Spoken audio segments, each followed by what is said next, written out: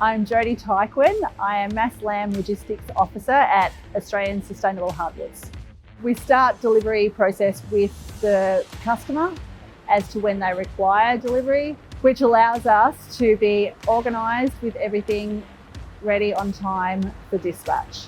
So quality control is checking the bracketry to make sure that it's all up to specifications. We wrap each member in core flute, cardboard corners just for full protection. We wrap them in plastic top and bottom to protect from weather.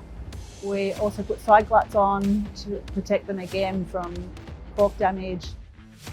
We use CAD work software to do the 3D modelling.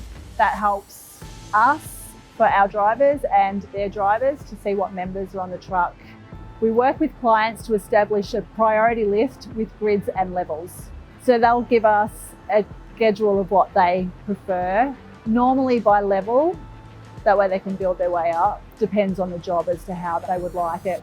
The iPad has a list of what is required for quality checks. It has whether we need Rotho Blast or Uni Oil, the end seal or Proctor Wrap that keeps the moisture in.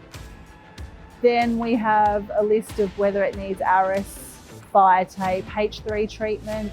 This process allows us to make sure everything has been done accordingly.